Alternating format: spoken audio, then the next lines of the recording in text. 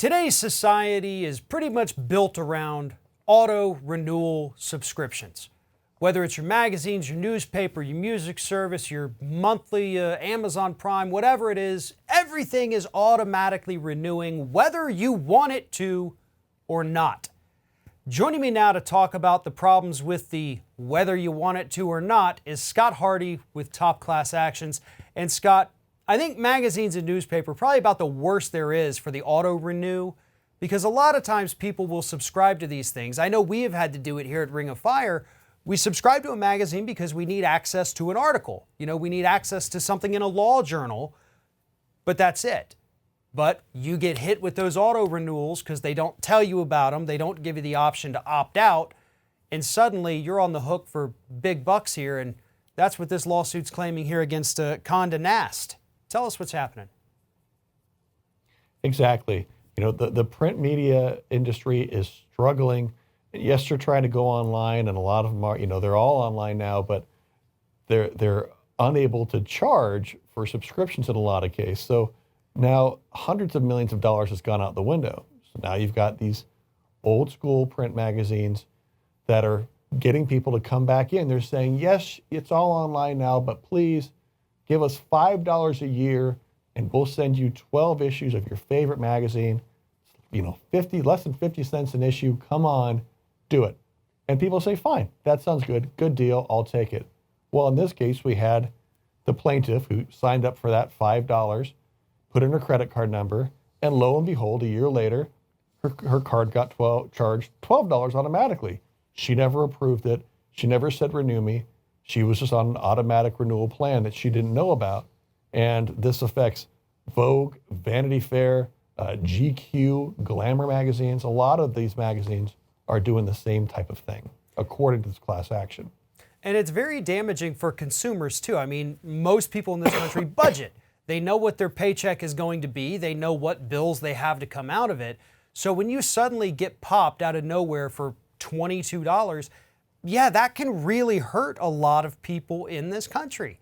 And it's unfair that these magazines, Condé Nast isn't sending out emails saying, hey, just be aware in 2 months, you've got this auto renewal. If you don't want it, here's what you do. Or if they even sent something out saying, hey, your auto renew's coming up, we've tripled the price, so hope you're okay with that. But as this lawsuit claims, none of that happened. You told me it was going to be $5. I paid $5. A year later, you come around and you charge me $21.99 out of nowhere.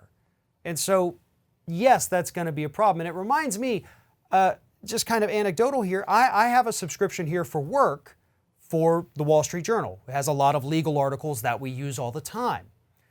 2 months ago, when I had to submit the invoice to bookkeeping, I noticed that the price just doubled. Just doubled for no reason. They didn't let me know it doubled. They didn't give me a warning it was going to double. They just decided we're going to charge you $40 this month instead of $20. And it's kind of the same thing here, except this is obviously a monthly recurring one, and it's a lot more painful. But this is common across this industry right now. And I think, as you pointed out, part of it's because they are so cash starved and they're willing to do whatever it takes to kind of boost their profits a little bit. Exactly. Anything they can do to make that extra money.